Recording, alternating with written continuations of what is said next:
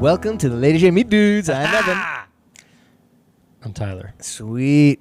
You know, we got some cool stuff coming up.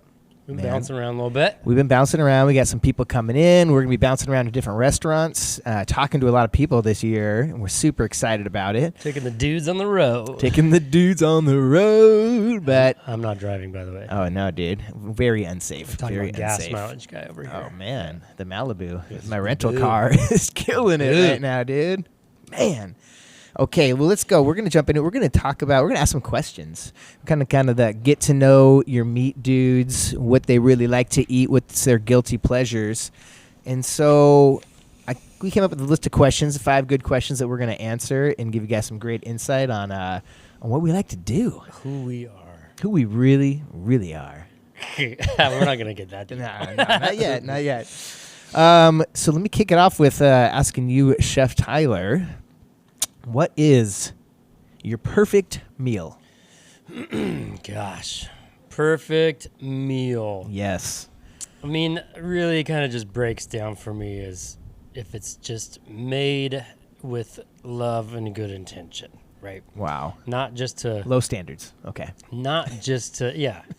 I'm not getting... My perfect meal is not going to be nachos No. at 3 a.m. at the Matador. Oh, of course not. Although that is a guilty pleasure. Are they open at 3? Or whatever. So 2:29 in the morning. Who are you hanging out with? So I don't know. My perfect meal. It's funny you should ask this because this place I staged when I was a kid in LA, Michelin-starred restaurant, has just expanded just redesigned the whole kitchen, and now the kitchen's actually part of the dining room. Is that Wilmot, California? Yeah, in Oh. Melise. And I'm like, and Josiah's back in the kitchen. What's it called again? Sorry. Melise. Melise. And Okay. Josiah's back in the kitchen, and it's just, I'm like, I want to go. Yeah. Because he made me Yeah. my birthday lunch. Ooh, Because I was okay. staging there for free, right? I was working Yeah. for free. So I think I turned 23 or 24. I can't quite remember. But he made me my lunch. He got me the center table in the dining room, and I was like, Yes. I don't have anything to wear. I wore a soccer jersey. Like, that's the nicest thing I had in my backpack, right? Yeah. And he's like, I don't even care. And he made me like this crazy meal. It was like, I remember there was like this orzo dish with a lobster tail on it. He made me foie gras and filet for my entree part. And that's my fancy perfect meal. Yeah. I guess really, I think just a really nicely made hand-cut noodle. Okay. And like cacio pepe and a really nice glass of red wine or something like That's that you. would Okay. be kind of like my real.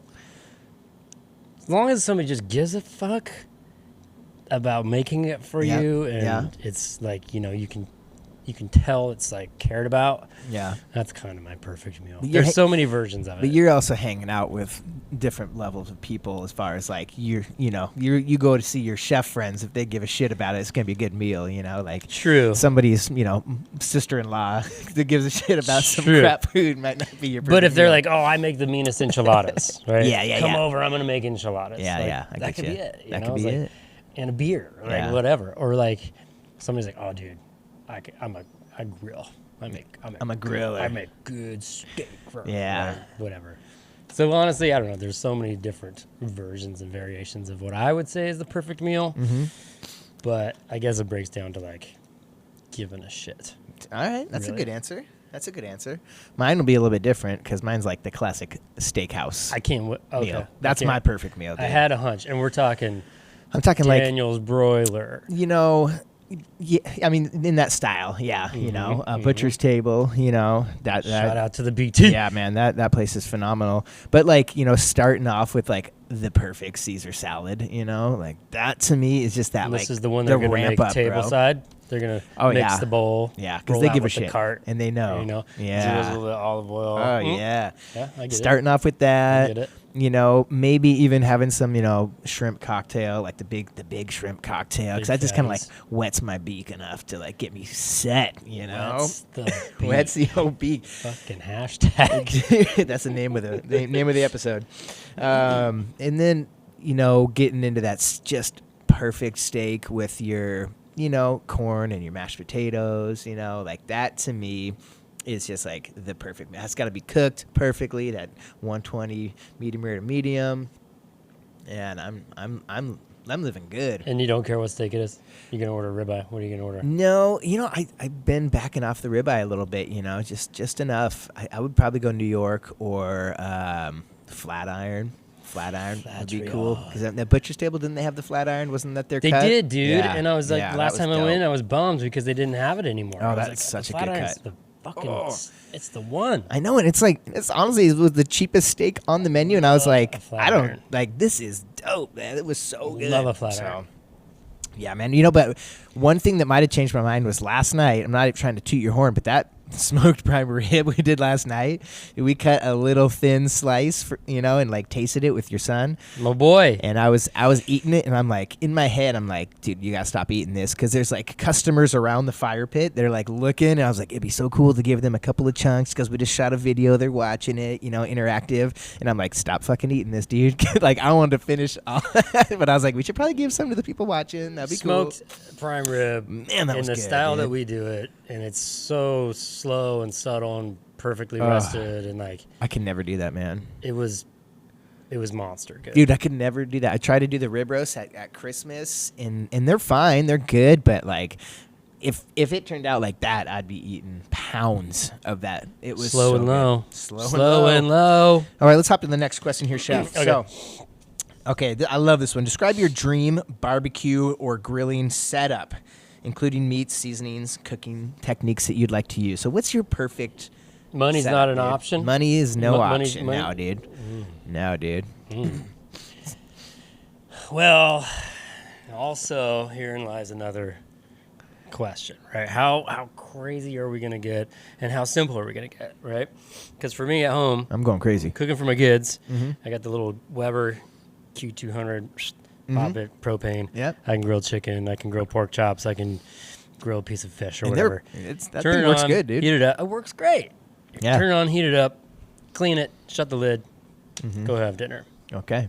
Now, if we're talking like the setup, The setup. okay, so I'm slowly trying to figure this out. It's a good question Yeah. because I'm building my back. Oh, man. I got the ideas. So I'd really want like a wood fire apparatus that Ooh. has grilling / smoking, and also like a steel plate that you could do like a plancha. Oh, okay. So you can do your reverse sears on there. You can Yeah. do burgers on there. You could, dude, call Jason. I'll have Jason help make it. Oh, yeah. Yeah. Our steel guy. Yeah, he can make that. Shot out. But, anything wood fire, smoky, outdoor that I'm going to spend a lot of time on. Yep. Yeah. You can do pizzas in there? I would definitely have a pizza oven too. Yeah. Definitely Yeah. have a pizza oven. If I could have the pizza oven rolling into this wood stack, into my grill, smoker, the whole spread, Yeah. it would be ridiculous. Dude, I love it. I love it. So mine would be, on my covered patio. I was going to say, this is on the little tiny covered patio you have? No, this is on my dream house, right? On my dream house. So I would have an asado grill, because I like that, because right now I have that PK grill, which does really well, but I bought something that raises up the grate a little bit, because I like cooking over fire, I like that. You were having a problem with the flare up. I was having, the flare-ups. Yes, I was.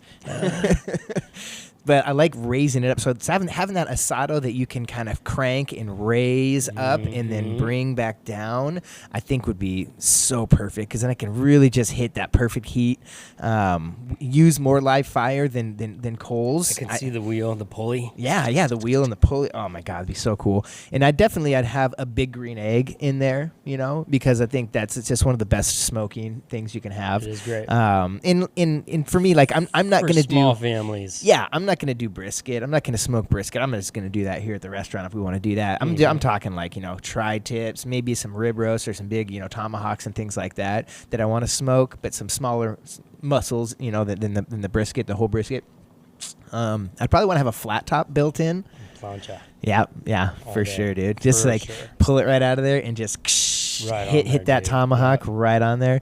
And I would take your advice too. I would probably have a gas grill for those lazy nights where you're like, I just want to cook some shit, man. For real. I don't want to start a fire right now.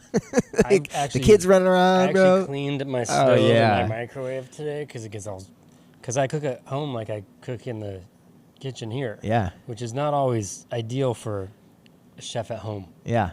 Because you make a mess. Yeah. And you gotta clean all that over shit. the And I was place. just like, and then I stepped outside and I was like, oh, I don't need a sweatshirt today. It's so Yeah. nice out. And I was like, I'm not gonna have to clean the kitchen very much longer because I'm gonna cook outside every meal. Yes, dude. And it's so nice just to have that easy nice, gas grill, man. Just don't cook Wagyu beef burgers on a gas grill because you'll ruin it because that fat will just drip down. You're gonna kill it. And I did it once on one of my old ones, and like it basically ruined it because every time I started it up, it just would flame up, and I'm like, dude, I'm gonna blow the house up. Like it's done. So yeah, put them in a cast iron if you're gonna do that. Yes. Put them in a cast iron. I honestly think a cast iron takes over a lot of things for me Yeah. than grilling. I grill certain things, but the majority, I like cast iron.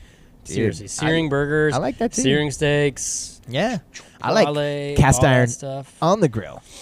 Absolutely. Cast iron on the Pick up grill. some of that smoke. Throwing out some of those wood chips and then close it. So yeah, get a little bit of that smoke. Pull it to the cold side of the grill. Oh man. You're throwing That's a lot what of I'm cast talking iron about. into your dream kitchen. Yeah. Oh yeah. Definitely have the cast iron in there for sure. For sure. All right. What's your go-to comfort food dish, and why does it hold a special place in your heart? This is gonna be a shout out to old Mama P. No. Yeah. Yeah. Can tell us to watch our language a little bit on this podcast. She probably yeah, will. She will. More than likely. Yep. There's a couple shout outs in a row now. It's Yeah. really I think old everyone Mama you've for- shout out for somebody. my mother. So my dad had this job and he had to travel a bunch, and my sister and I would always get all sad because it would be like a Sunday and it would be like our last meal together as a family, and then he'd be gone for like a week or a week and a half, or sometimes 2 at a time, traveling for this job. So when he was gone, my mom would always make her homemade macaroni and cheese. Mac and cheese. Yeah. Oh, That's dude. it, dude. Like, That's a comfort food right it's there. the comfort dish. And it was Yeah. like, it was kind of, we were kind of bummed. My sister and I were all sad because dad was gone. I'm like, whatever. But we knew there was a little bit of excitement too. Because we knew we were going to get that macaroni and cheese. We're like, oh, I love you, dad. All right, sweet. See Let's you have some mac later. and cheese. Blake, peace.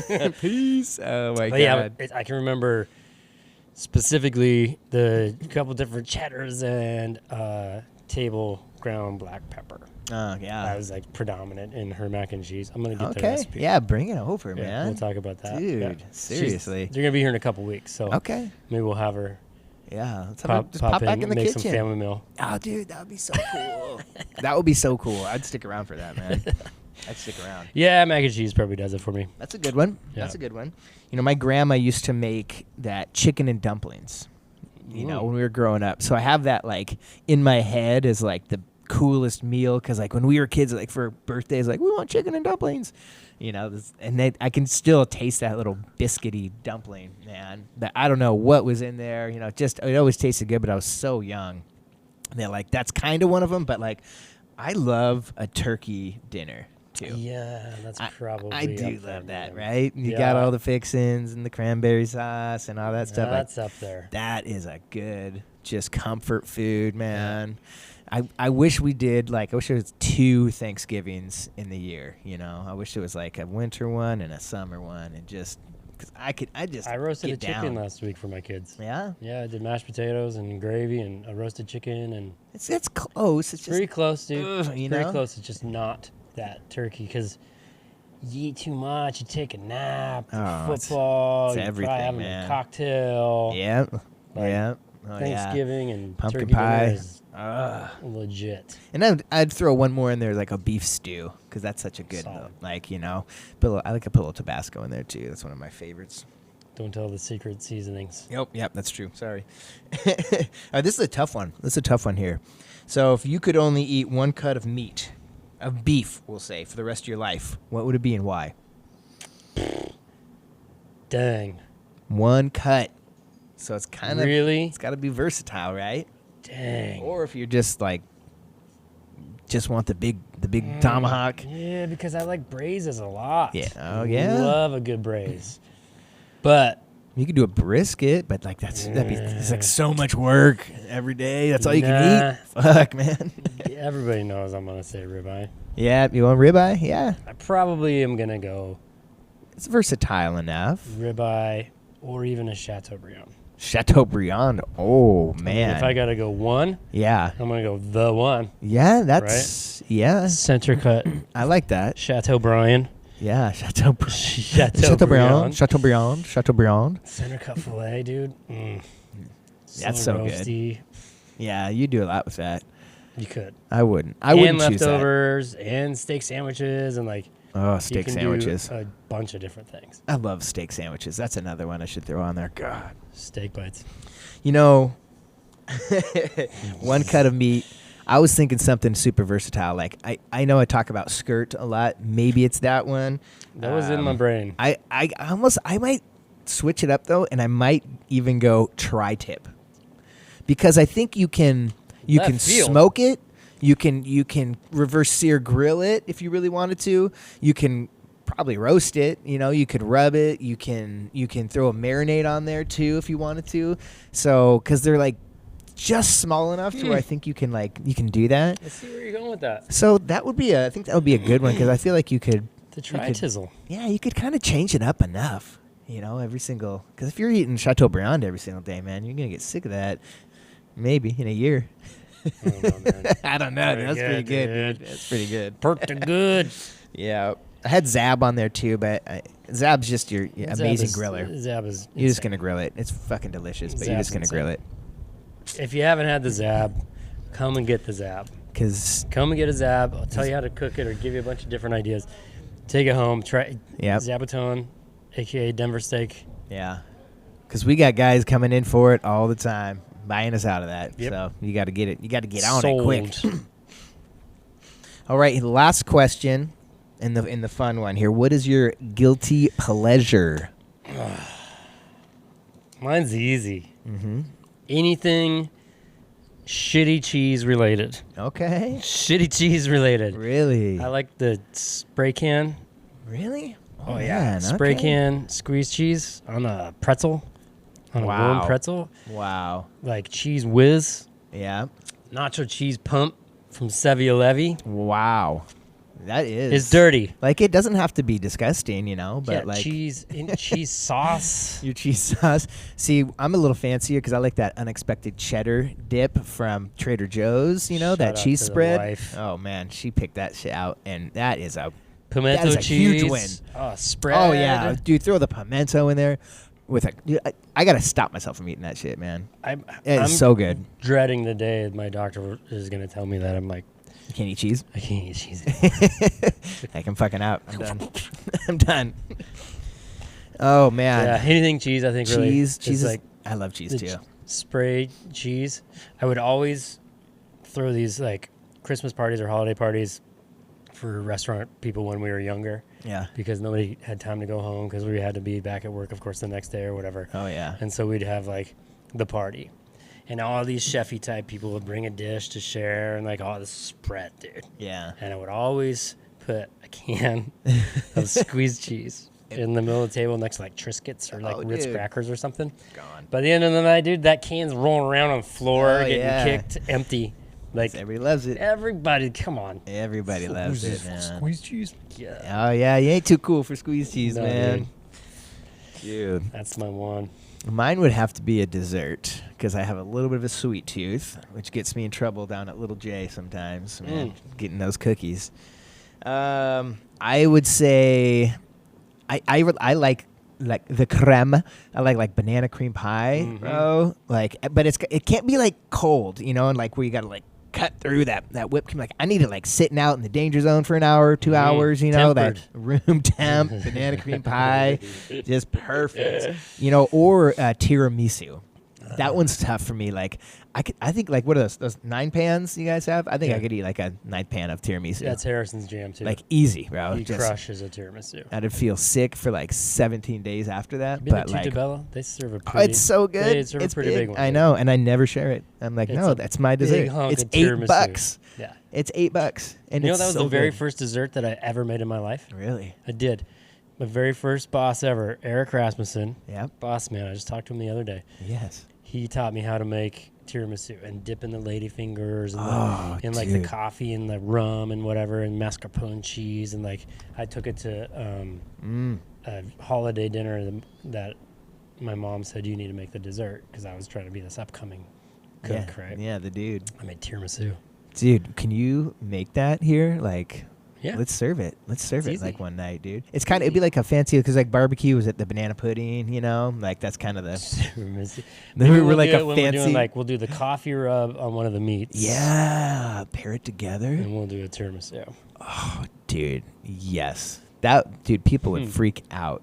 People would freak out and just make like huge hotel pans of it, right? Smoke coffee? And make smoked coffee beans. Like coffee beans, and then grind them. Yeah. Yeah, I'm sure you could. Let's try it. If not, smoked tiramisu.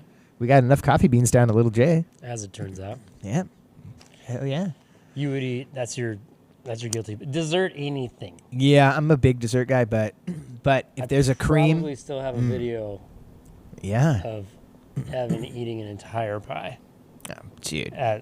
Back in the day. In the beginning of this love relationship that we all have here. You know what? I made this healthy pie the other day. It's like this pumpkin puree and tofu and pumpkin spice and date sugar and like cinnamon. And I made a crust and everything.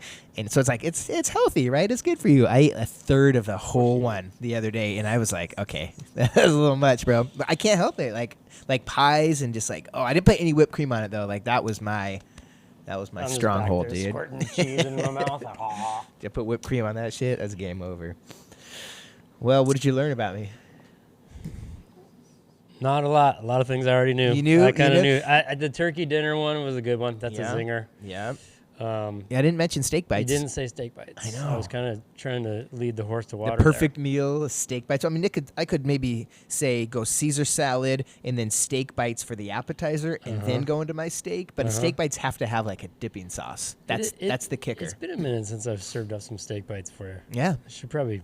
I think we cut make some squad snacks. Dude, let's take those Wagyu abs, the ones that we can't sell because they're too small, and then just. Yeah. Wagyu ab steak bites? Yeah, man. I'm fancy. Little Worcestershire. I'm fancy, bro. Well, let's kick it off here. Let's end it up. Sorry, not kick it off. We're done. Tell us what your guilty pleasures are. Yeah. I'm curious. Yeah. Let's see. Let Chef Tyler know when you come in. See how weird it is. Well, thanks for tuning in. I'm Evan. Tyler. Lady Jaye Meat Dudes. Out.